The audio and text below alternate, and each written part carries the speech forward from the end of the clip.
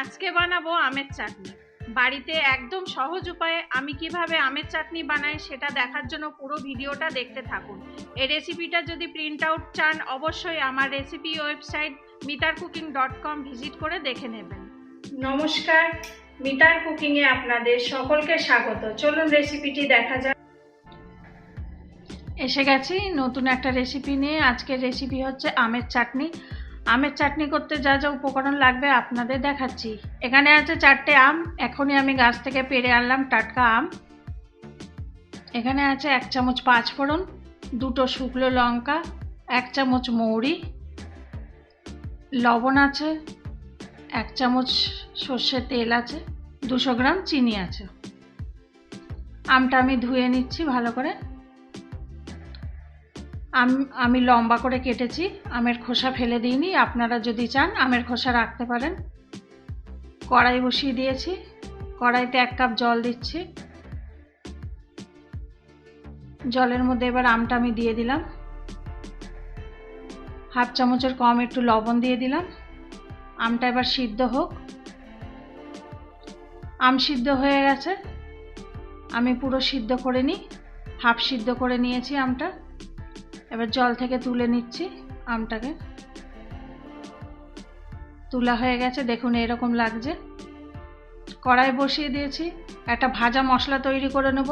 1 চামচ আছে 5 ফোড়ন, 1 চামচ মৌরি আর শুকনো লঙ্কা দিয়ে আমি ভালো করে এটা ভেজে নিচ্ছি।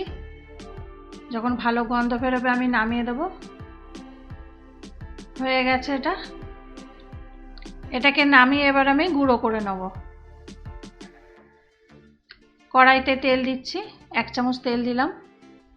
একটা গোটা শুকনো লঙ্কা দিয়ে একটু ভেজে নেব, ভালো গন্ধ বেরোলে তখন জল দেব। 1 কাপ জল দিয়ে দিলাম আমি। জল ফুটে উঠেছে, এবার হলুদ দিয়ে দিলাম, 1/2 চামচের কম দিলাম হলুদ। লঙ্কাটা আমি তুলে দিচ্ছি, নাহলে ঝাল হয়ে যাবে। এবার চিনি ঢেলে দিলাম, নাড়িয়ে নিলাম আমি। চিনি গলে গেছে, জল ফুটে উঠেছে। এবার আমি আমটা ঢেলে দিচ্ছি। ভাজা মশলাটা দিয়ে দিলাম, যে মশলাটা আমি করে রেখেছিলাম আগে। এবার আমি মশলাটা ভালো করে আমের সাথে মিশিয়ে দিলাম। ওপর থেকে লবণ দিয়ে দিলাম 1/2 চামচের কম। আম সিদ্ধ জল আমি ফেলে দিয়েছিলাম, আপনারা যদি চান ব্যবহার করতে পারেন।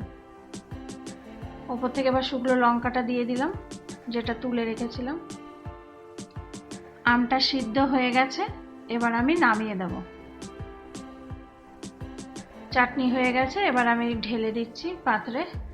দেখুন আপনারা কেমন লাগছে।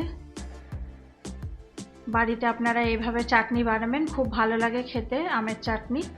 আমের চাটনিটা ঘেটে যায়নি, দেখেন কত সুন্দর সাজো সাজো হয়ে আছে, অথচ নরম হয়েছে চাটনিটা।